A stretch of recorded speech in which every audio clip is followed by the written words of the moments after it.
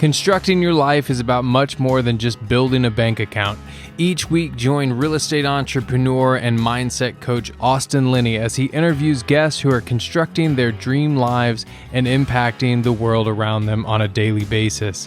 If you're an entrepreneur or wanting to start a business, or you just want to hear motivating stories of how others have overcome the odds, you are in the right place. And now for your host, Austin Linney. Guys, welcome back to Construct Your Life. This is Austin Linney here, and I have Josh Painter in the house. How are you doing, sir? I'm doing good, man. And I just want to point out that you have the very best podcast intro music that I've heard, man. Dude, it's funny that I've rarely told this story. So I was at a real estate conference. I had thought about a podcast for like 3 years. And when I was at the real estate conference, everybody spoke to had a podcast. Yeah. And I was like, oh, I need a podcast. And so me and another guy were texting back and forth with this guy I knew who was a podcast producer. We came up with a name that night. I flew back.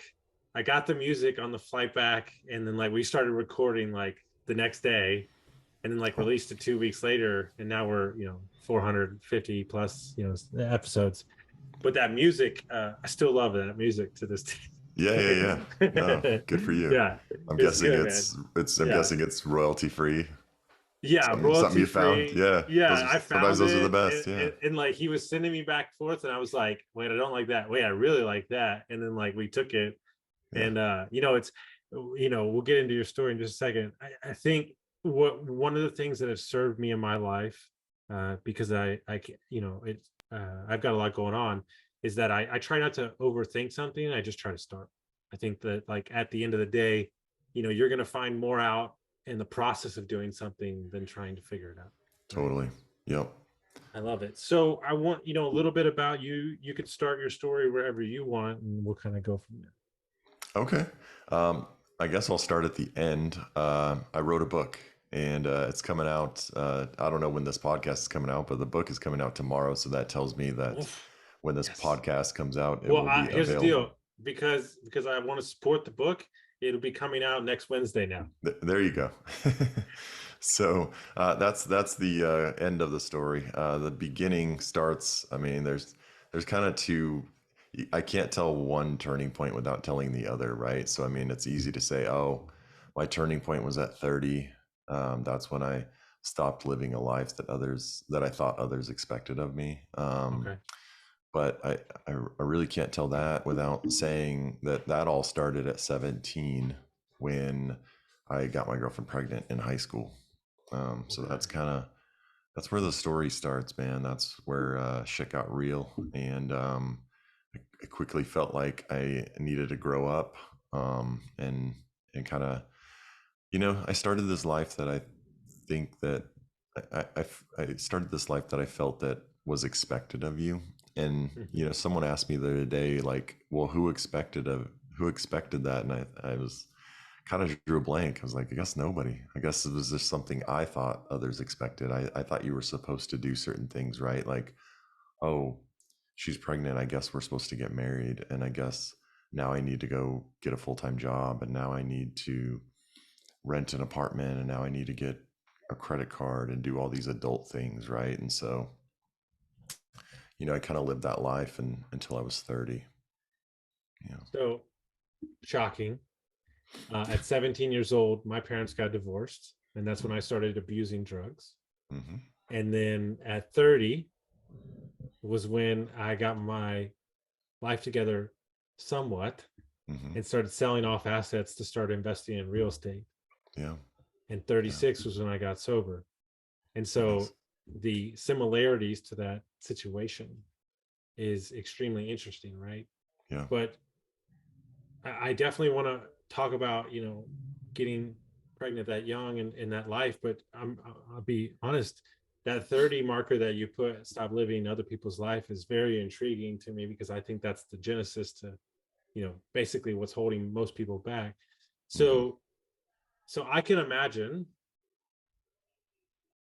getting somebody pregnant and then having to tell your parents was probably more the harder thing than anything out of that kind of situation.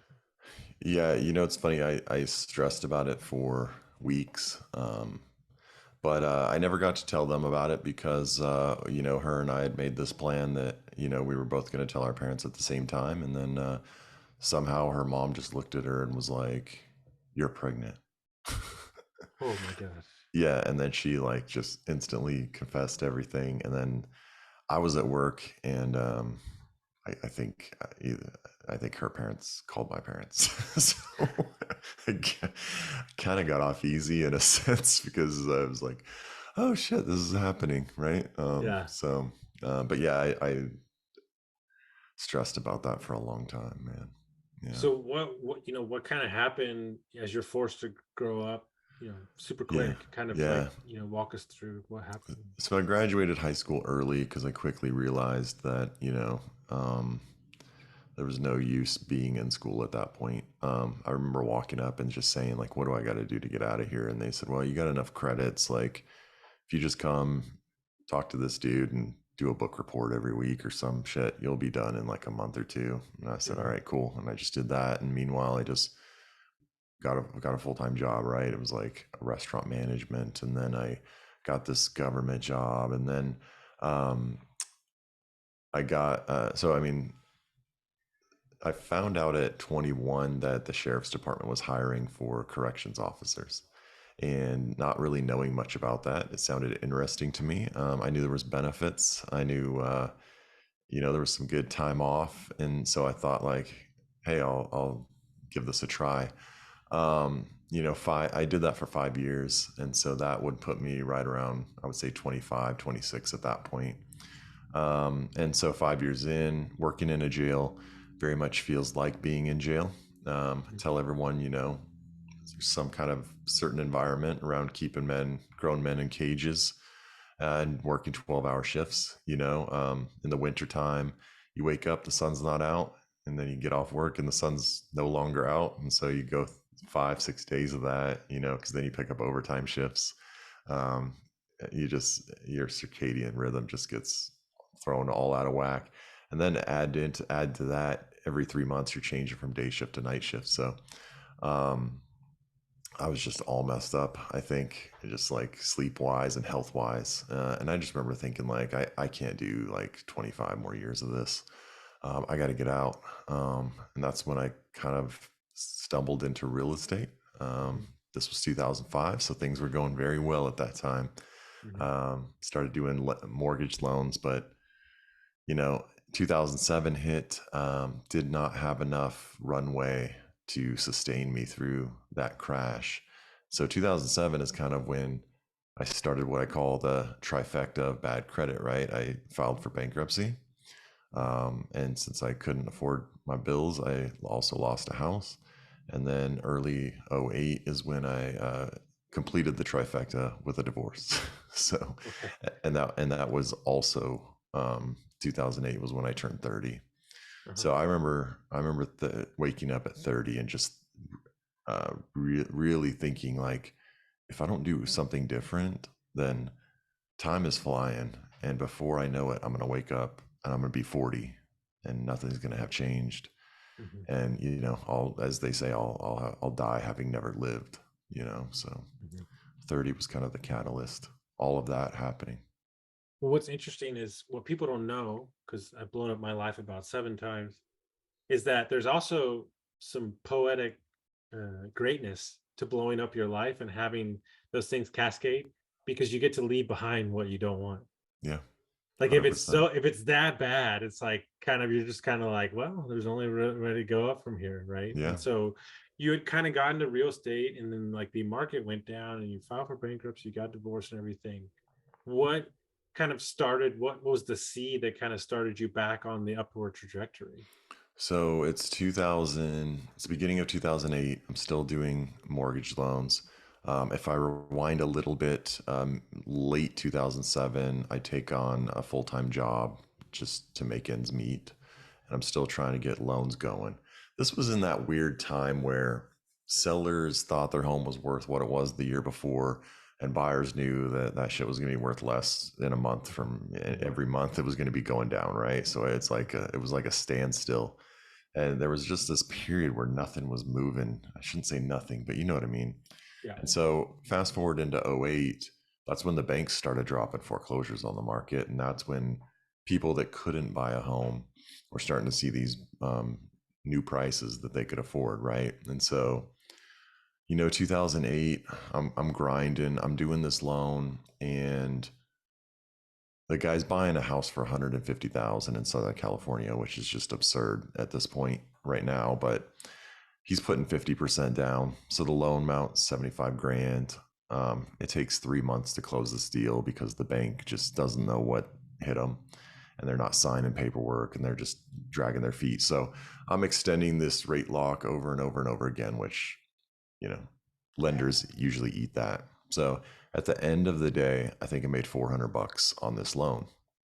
I call the real estate agent because I want to congratulate her. Hey, we finally closed this deal, and she just kind of seemed like whatever. And I just remember thinking, like, I think I said, "Aren't you excited?" And something got her to say, "Yeah, I mean, this wasn't really a big deal for me. I think I only made $4,000 on this deal."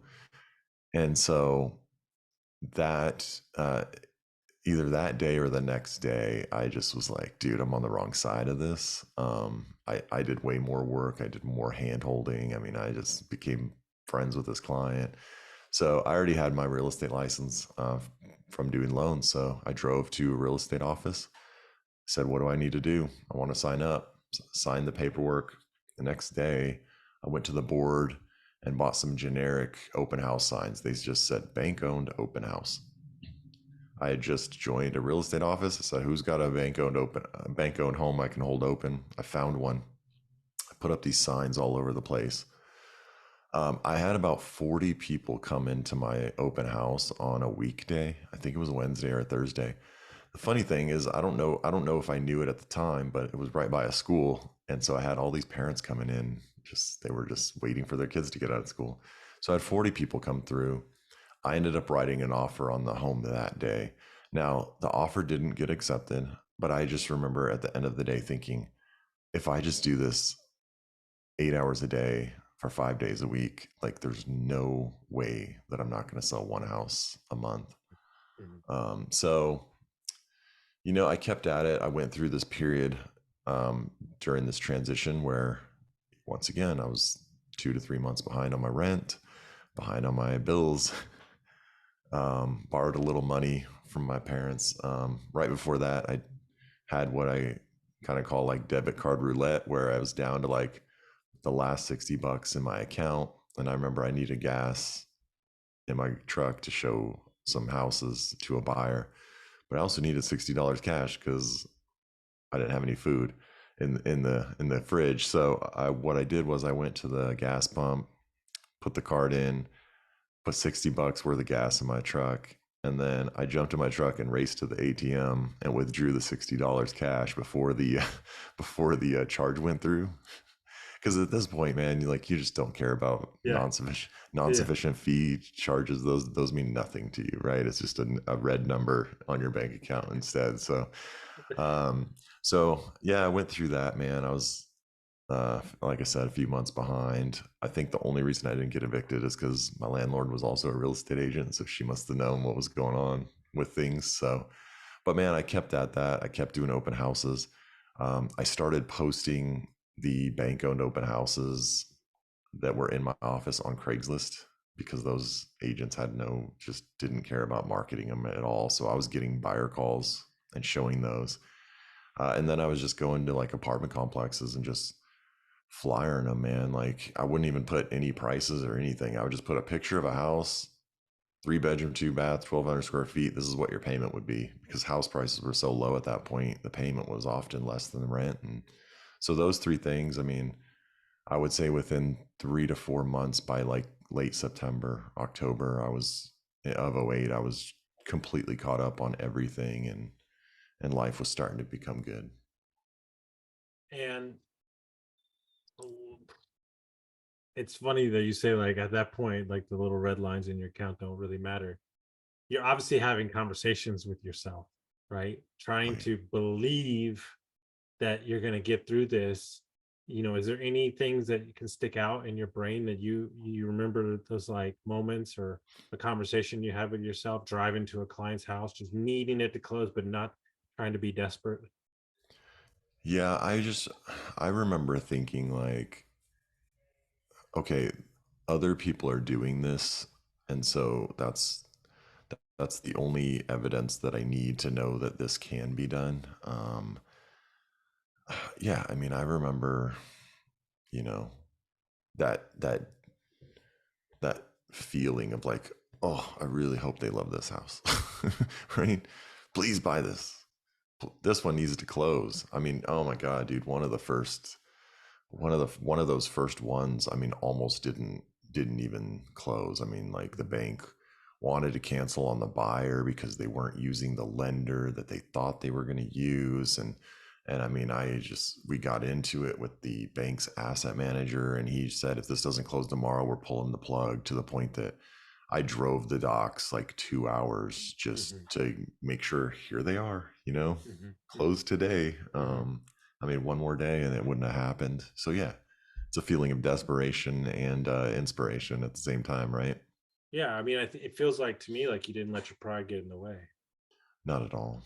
No. Yeah, because the Yeah. pride at that point is so low. It's like, Yeah. dude, I'm willing to do what's necessary. Like one of my favorite movies is Catch Me If You Can, and he tells the story about the two mice in the bucket, hmm and the one died, and the other churned the butter so much that he got himself out. Like that's kind of like the Yeah. representation of your time and place in that moment, right? Yeah. Yeah. Yeah. Yeah. Yeah, I love For it. sure. And so you catch up with your bills in September, and then where did the agent business go from there? So, I mean, the rest of the year was decent. And then so something I missed in this story is before I lost my house, I had borrowed $10,000, me and my ex, because we thought, from my parents, to try to keep this house, Mhm. um, which is like I regretted for a while, and now it's like, well, who cares? But such an odd thing. At the like now, I just like can't even imagine doing that. But anyway, long story short, like I made enough money that the following year on Mother's Day, I was able to give my parents a check Oh, for. I know, it's like, Jesus Christ. There's nothing better. No matter yeah, what you've accomplished, yeah, like that moment, I can only imagine. Yeah. yeah. It ended up being a check for 12 grand because it was 10 plus a couple that I had borrowed during the debit card roulette days.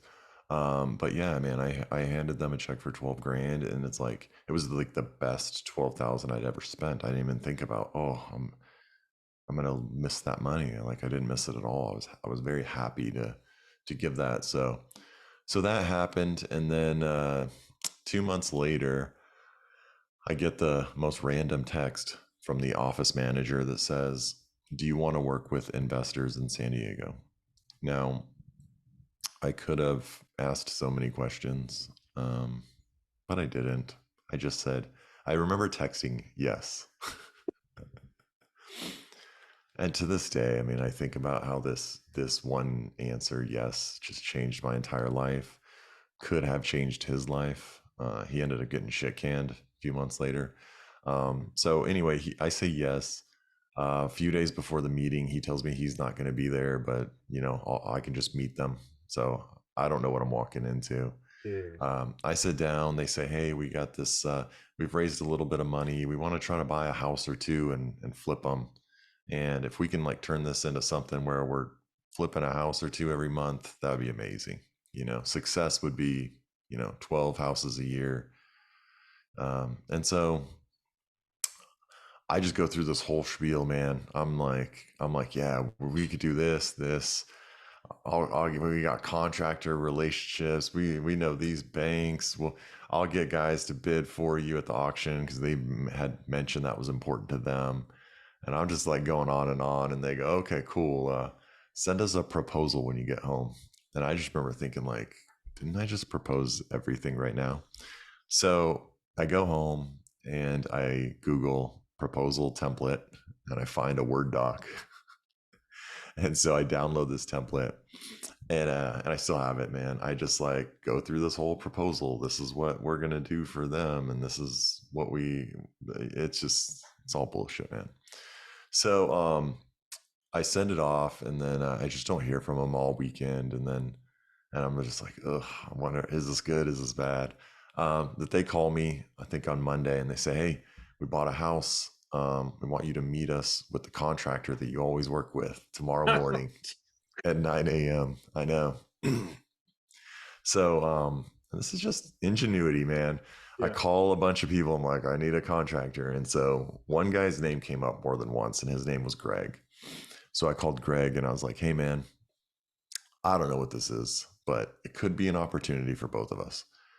Like, let's meet at this house 30 minutes before. Let's bro out. Let's get to know each other. We're friends. We work together. Okay. So we do that. They show up at 9. We walk them through the whole house, just kind of going through the motions of like, oh, yeah, this is what we do to it. This is what you can do to add value. And so at the end, we're outside and they go, okay, we're going to be choosing an agent soon. We'll let you know. I go, okay. I get in my car. My phone rings. I can see in my rearview mirror that they're on their phone. It's them calling.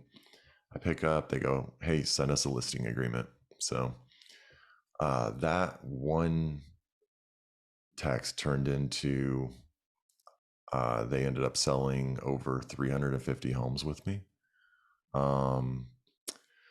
So at the height of it, I sold 165 homes for them in 1 year. I had a team of 8 people that would drive these houses the night before and send us notes on them. I had 3 full-time assistants. One of them's job was just to put lock boxes on and off and take notes on the homes. And then I found 1 or 2 people, I think 2, that would bid at the auction for them. Another investor heard about what I was doing, so I ended up helping him sell 60 homes. And then so between those two, I basically got on the job training on how to flip homes, right? I saw over 400 flips. So then I saved a bunch of those commissions, started my own real estate brokerage, and started flipping homes with I literally started flipping homes with $40,000. Me and 2 other guys each put in 40,000. We bought a home for 120, sold it for like, I don't know, 150, 160. Now we each had 50 instead of 40. Then we went in on another one, right? Bought a $150,000 home, sold it for 200. Now we each have 60 to 70 each, and it's just spiraled from there. Me and one of the other guys now, we just did deals together, right? So then it was like we each put in our 70, bought a home for 140, sold it for 200, right? Cool. Now we each have 100, and it's just kind of like spiraled. So, and then at the same time, I was kind of like inactively building this real estate brokerage. I wasn't really trying to. It was more a way to just kind of, I guess, save money, right? Like I'm doing this, like I don't need to pay a brokerage. So um, word of mouth just kind of went out, like that I had a brokerage or that I was selling, hundreds of homes. And so that attracted agents, and just that turned into, I almost can't tell this story without telling another story about saying yes. So Sure. Tell it away. so it's like 2013 or 14, must have been 14. The flipping is kind of drying out, right? All these institutional hedge funds are coming in. They're paying full price. They're paying full retail price. So I remember, so if I rewind back to 2008, I had an offer for an agent who's a listing agent who was in my office. I walk into his office and I go, hey, I got an offer on your listing. And he just looks at me and he goes, will you email it like it says in the MLS? And I was just like, this guy. So never forgot that. Fast forward to 2014, I just get the most random text from him, and it says, hey man, we should grab coffee sometime. Now my instinct, and I tell this story in my book, is having coffee with an asshole. My instinct was to say, no, we shouldn't have coffee, man. But for whatever reason, I said, all right, let's do it. Sure. Yes.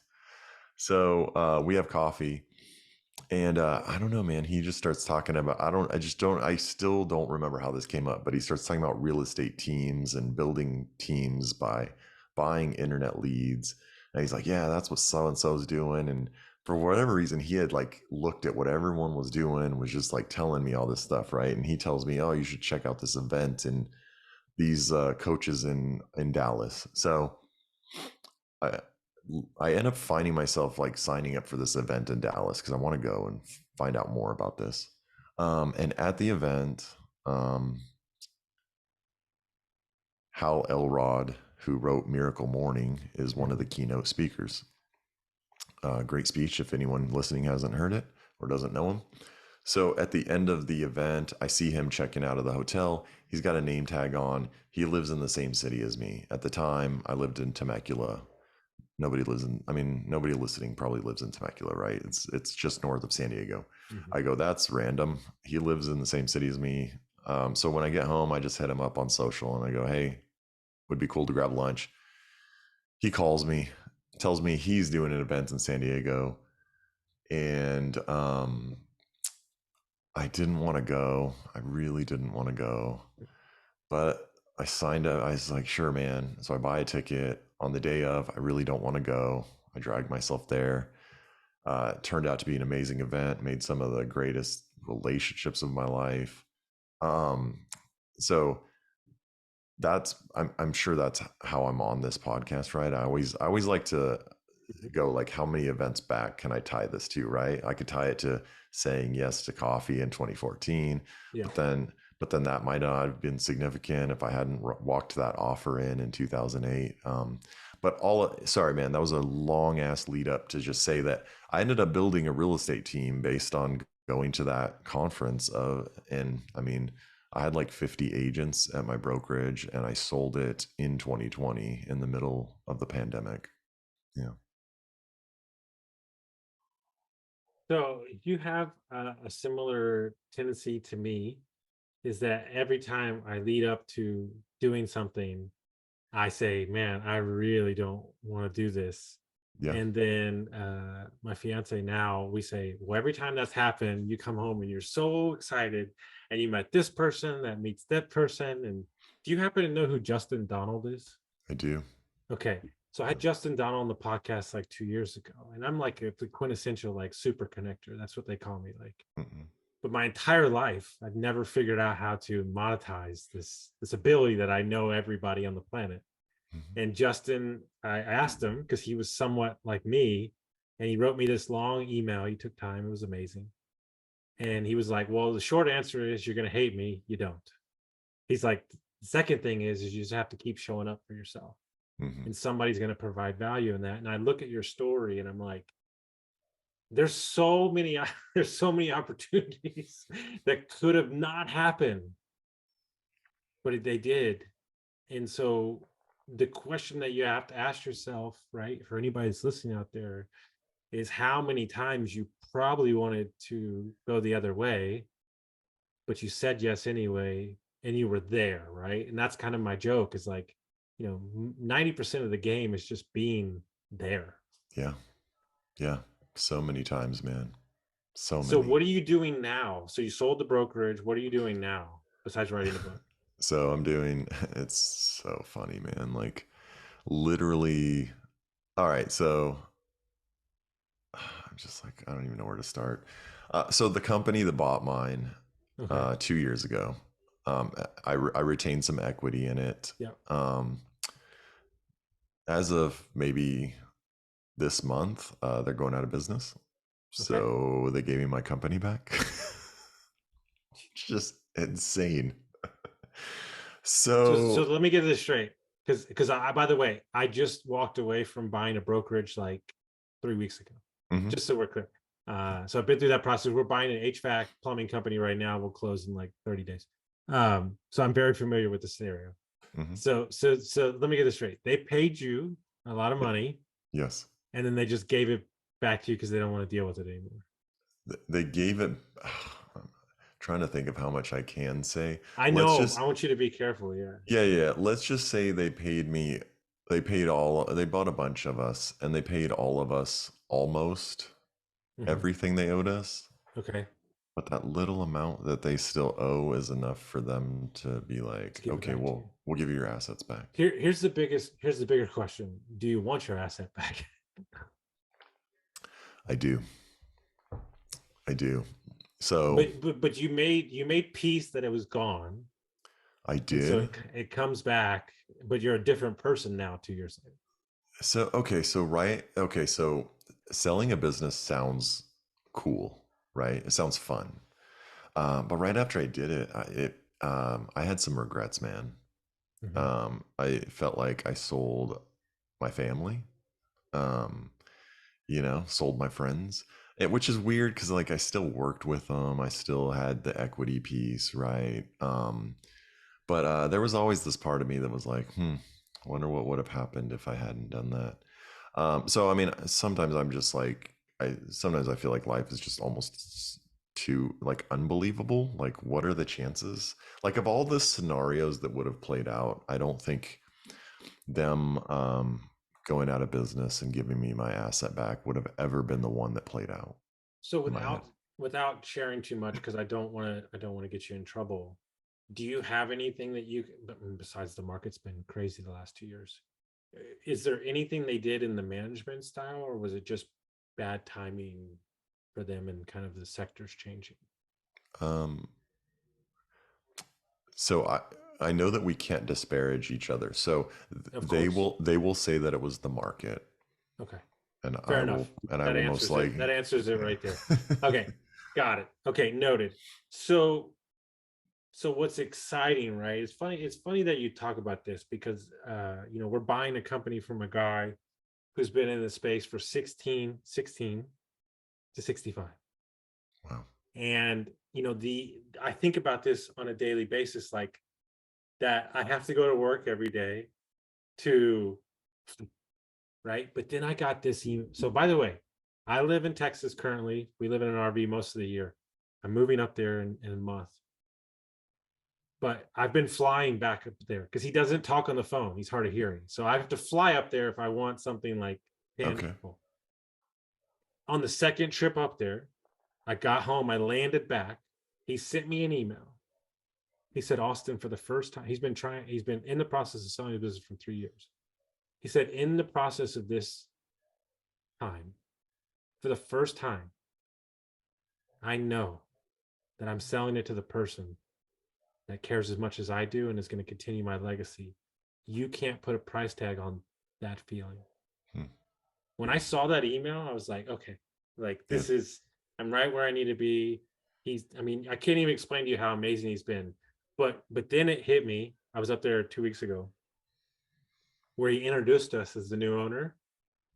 And like he hadn't told everybody. Yeah. And like I met the tech and he's like, hey, this is your new owner. And I'm like, and like this feeling of like Yeah. 29 people now have me, their family, I'm responsible. And it's like, man, this process, like starting a business and like all that, but like buying an existing business, selling a business, like there's so many more layers of emotion around that situation. It's There very there is, complex. because I mean, think about it. If you build this business and you don't have a family feel and you're not involved and you're not engaged with their hopes and dreams, right? There's a lot of emphasis right now on like building your vision and then having everyone follow your vision, and it's like, no, dude. Like the best book on this is Dream Manager by Matthew Kelly. It's like, no, if you ask your people what their dreams are and what dreams they're chasing and help them achieve those things, and they will feel engaged and involved and they won't want to leave.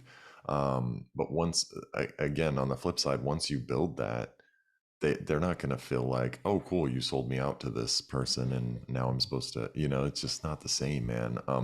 So there was a few people that I did tell that it was happening, and I made sure that they knew that like I was still there for them, and that wouldn't change, and that went over well. There was a few people that I just naively thought, oh, they won't care that much, and they cared the most.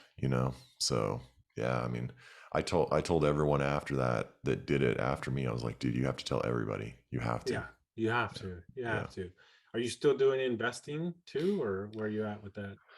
Yes and no. I mean, definitely kind of on the Yeah, sidelines at the moment, 100%. 100%. just for obvious reasons. So I have a theory. I've coached enough people and talked to enough humans. when you come from where you came from and your back's up against the wall for so many years and you're just surviving, when things are starting to go well, I almost think that's a scarier time Oh yeah. than when your back's up against the wall because you're just waiting for the shoe to drop. Yeah. Does that resonate with you? Do you remember like thinking, oh, this is going way too good, when is it going to stop? Yeah. Uh, yeah, 100%, man. I mean, I'm past that now because I think within the last, I think within, so I think it was 2017, I started a charity organization locally. And I think it was around the last few years that I really started to realize like, okay, man, like you've helped enough people in life, like you're never going to be homeless, right? You're not going to be sleeping on a couch, or if you need to sleep on a couch, you'll always have a couch to sleep on. Like that was a good feeling of like knowing that, okay, you've helped enough people, like you don't have to worry about losing everything again and being homeless again. And yeah, the first few years you're just like, this isn't gonna last forever. I mean, like when does this end? When does this end? I remember working with those investors, man. Like, when are they firing me? Right? When are they Like, going to figure me out? yeah, Yeah. yeah. Because I mean, because every year it was like we want to pay less per home because we're selling more homes, right? It was just like it was always a conversation about money, and then me having been poor was like, okay, you can pay me a little bit less, right? So yeah, man, just always wondering when they were gonna like, yeah, hire someone else or whatever. And trust me, they thought about that, right? Like, oh, we could bring in an in-house person and just pay them $4,000 a month to list these homes. They didn't realize all the things that we had going on. So, but yeah, I did fear that for quite a while. Yeah. I believe that everybody has a book inside them, whether or not it gets published or not. But if you don't write the book, it'll get written by somebody else. So Yeah. when did you start thinking of the idea of publishing a book? 7 years ago. Okay. Yeah. And what was Yeah. the initial concept that you had around? Yeah, I'm glad you asked because I tell this story kind of in the book, but 7 years ago I thought that the concept was going to be a book about becoming more than just a real estate agent. That was going to be the title, more than just a real estate agent. Because I remember waking up at, I remember a lot. I guess everything revolves around birthdays, right? But my 38th birthday, I remember thinking like, it was before I'd done the charity thing. I just remember thinking like, dude, you're 38 years old. What are you going to be remembered for? Oh, he was a real estate agent. Cool. And real estate agent like doesn't have the best reputation always. So I thought that that was the book that I was going to write. And I'm so glad I didn't write it, man, because it was going to be like geared towards real estate agents, but kind of like personal development, goal setting, becoming more. Um, as luck would have it, I started going down this like personal development journey again, probably around 2014. Um, and I went to events and I just like, I would leave these events with these journals with these notes written down, right?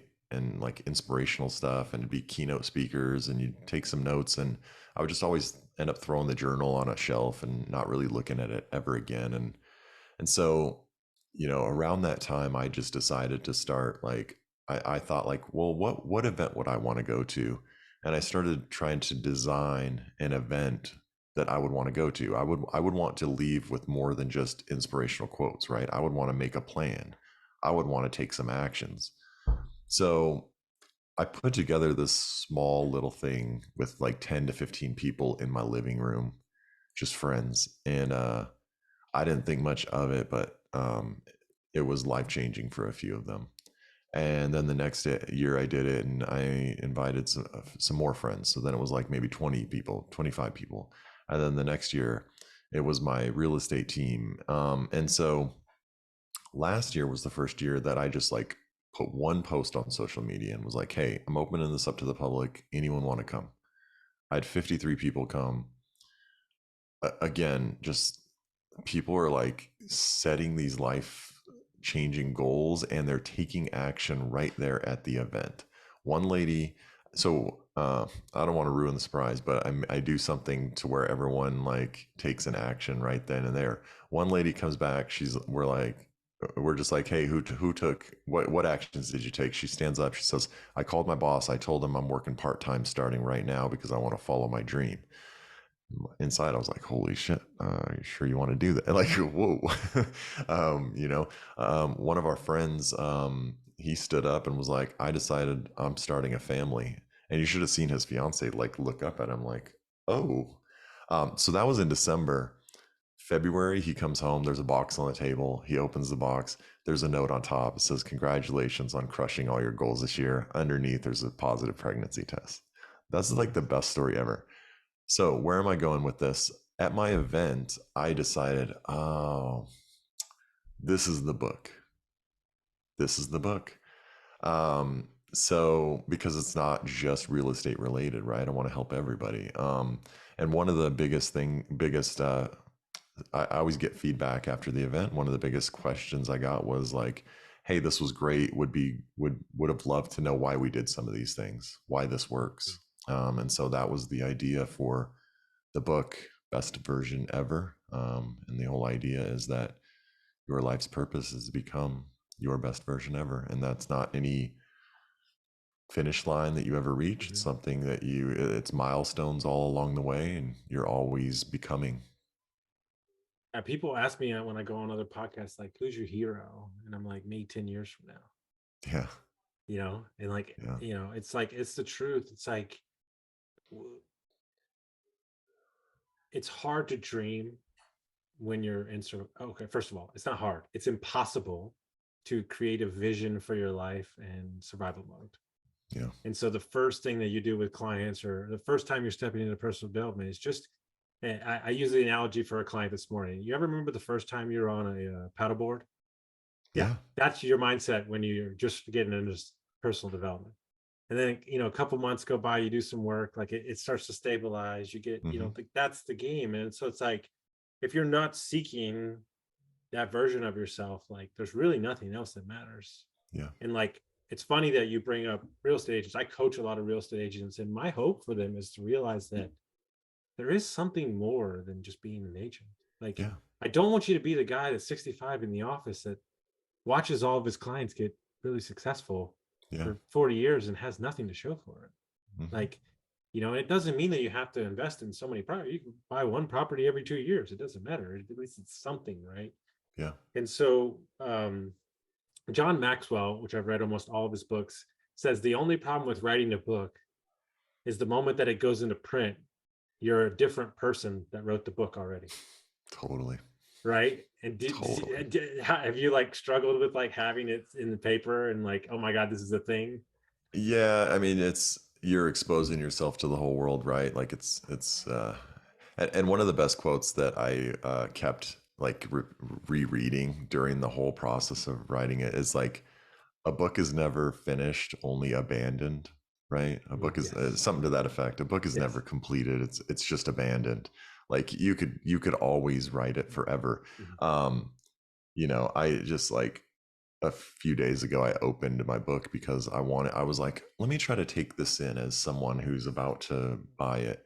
And I started getting like all like scared, like, oh my gosh, is this going to bore someone? Like, am I going to lose someone here? And then I had to remind myself, like, no, dude, you've been fucking reading this for a year. Like, this has been nonstop.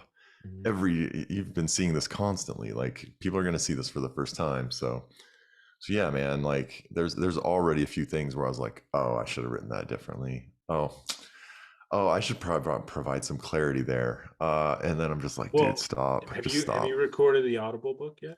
I did. Okay. Well, something to think about. You don't have to go back because it's probably already done. One of the things I'm loving they're doing now, they did it with the Who Not How, and they're doing like interviews with the author at the end of each chapter. Yeah. I love that because it's like context, right? I thought that was really cool. Yeah. I should have looked into that more. But Well, no, but either you could record them on the side and, Yeah. and create QR codes. I just think it's nice to kind of hear like, what were you thinking when you wrote that? Kind of like, it's like yeah, an integration piece, almost like yeah, kind of framed. But yeah. I think David Goggins was the first one that I actually heard yeah, that way. yeah, he just scares me. But yes, yeah, no, I'm excited to dig into his new book. So if people want to find out about you, they want to buy the book, they want to find the book, how would they do that? Yeah, just go to bestversionever.com. Pretty simple. Or just search that on Amazon. Awesome. Well, I'm buying it as soon as we get off this, Awesome, man. man. Thank you so much for your story, man. And I just want to add an exclamation point. Even though I'm not a part, anybody that I've ever met from Front Row Dads is just, I mean, best humans ever. And so, I think life is kind of who you surround yourself with. And I don't know if there's a better group out there for dads who are looking to level up their things. So if you're interested, please reach out because everybody's just top notch. So awesome. Well, guys, if you got some value from this episode, send it to your friend, and we'll see you next time. Thank you for listening to Construct Your Life with Austin Linney. If you enjoyed this episode, be sure to rate, review, subscribe, and pay it forward by sharing with a friend. Most importantly, take this opportunity to start constructing your life by taking immediate action on what you learned. For show notes, resources, and more information on one-on-one coaching with Austin, visit constructyourlifepodcast.com.